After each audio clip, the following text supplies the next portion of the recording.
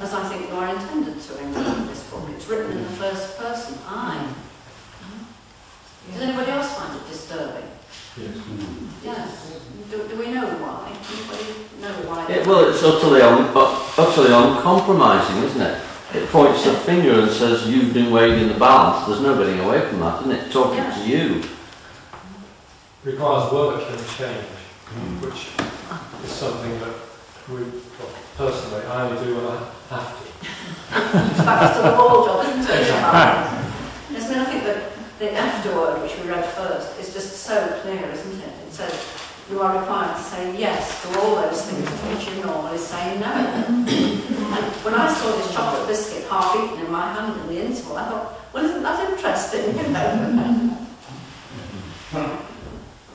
It's allocating prodigality, isn't it, to the nth degree in that sense. And that's why I think we find it, well, that's why I find it disturbing, because it means that you've got to, wherever you think you've got it sorted, you really do need to turn it upside down and give it a good shake. Yes. What does devil mean? Because evil and these are divided. The devil. What D in front of evil? I'll do that. What does that mean? I'm in a good position here, because I can make you tell me what does devil mean. Is that the division? D is a door, Darth is a door, isn't And it? a door can be either open or closed, can't And a door makes a division between two spaces. Yes. So how does that get us to choices? Choices. So what does deliverance mean? Right, deliverance. That's interesting. Deliverance. It's got lied, isn't it? Deliverance. Is it because you have to work very hard in order? Deliverance. You've got to push the door Yeah. to open it. You have to work to do it, don't you? To deliver. Deliver the goods. Jesus says, he will open the door if you knock. I am the door. But you have to knock. There's also Holman Hunt's picture, the light of the world, Yeah. which shows In Jesus knocking at a door, Yeah. which is thrown over with ivy because the being inside hasn't But worked. there's no handle. There's no handle. What you said. Goes both ways. There's no handle on the door on the side where Christ is knocking, is there, in that No, picture? the being has to open the door Yes. to allow We have Christ to in. open the door. Yes, Thank you. in that sense. Thank you. Yeah. Do you want to add anything to that, Joe? What deliverance means? Will you add anything to that? Pardon? Will you add anything to that of what deliverance means? No, I don't know. Deliver us from evil. Yes. Deliver us from evil. Lead us not into temptation, Yeah. which is tempt. Yes. The Time. process. Yeah. Time Lead us not. But deliver us from evil. Yeah. That means that we are already in that evil Right. state, that Yeah. darkness. Yes. And the divider, the one who comes to divide, Yeah. is called a devil. Right. To divide us from our easy, comfortable, half-closed being. Yeah. Right. So if it makes you uncomfortable, then it's a devil. Yes. Because It it makes stops you you from being comfortable. Has this got a presumption in it as well of original sin, of the process of birth and the separation at the origin of life from our pre-creative state, from the spirit, from the true spirit from which But we've sin all. means to be separate. Yes. Doesn't it? Yes. Everything Sin means is separate. being separate. Yeah. Which in the garden, when they ate the fruit and the knowledge of good and evil, they Yeah. hid in their own darkness. Yes. And that was the original separation, because sin means separation from the whole, Yes. to be apart. So they were then in darkness, weren't they? Yeah. I think appearance is interesting in this context. 'Cause Appearance. appearance, the appearance of difference, when in fact, if you focus, and those two words in this context matter quite a lot to me, because there's the appearance of the devil being evil, if you like, or being anti-God, or being everything that is bad.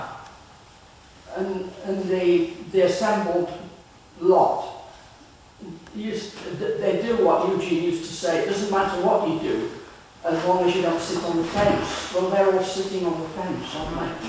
So you're going to learn something, even if you make a mess of it. You know, if it seems like a disaster, it isn't totally, because you learned something you didn't know before. Don't do it again. And if you're sitting on the fence.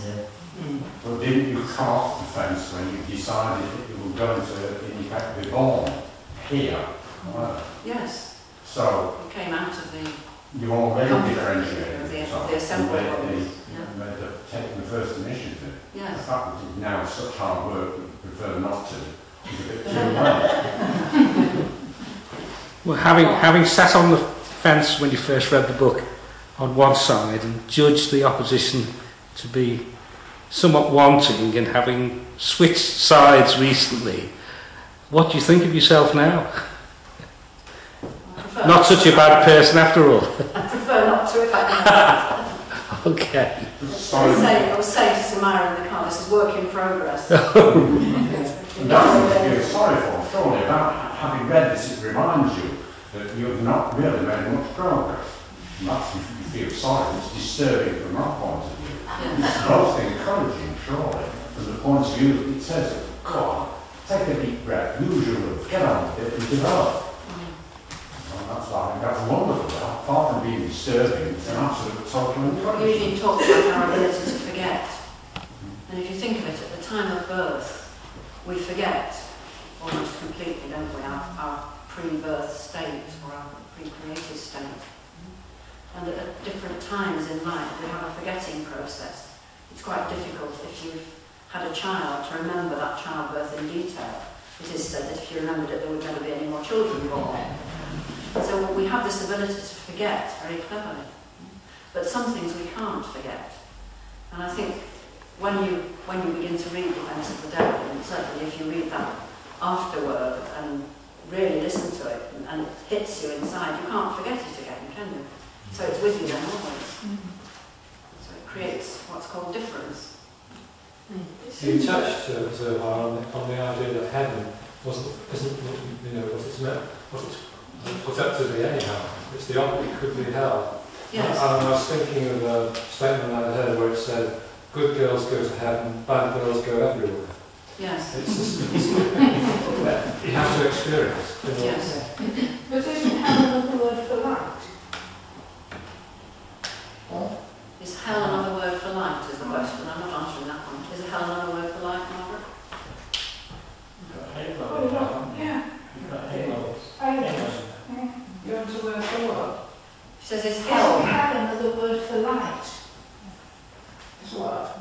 Hell. In German it is. Samara, you're about to say something. Helios. Helios. Helios. Yeah. And they put the word God in hell anyway. Yeah. Samara. I'm just thinking, though all the disturbances, if you want to develop, if you want to evolve, you have to separate, be simple, and go into development. And that is skill. Yes. That is I think that's one of the most disturbing things, isn't it? You have to separate. If I want to move on, that's what I have to do. And Eugene said that in his talk after David had read Friends of the Devil. That's how he started his talk. That you have to converge. That means you have to separate what you're looking at from everything else. You have to choose to do that. And your motivation is the most important thing. You're doing it because you know that by focusing on something, you're developing. And if you don't do that, you're not. You're in inertia. I think that links in some way to the idea of ego.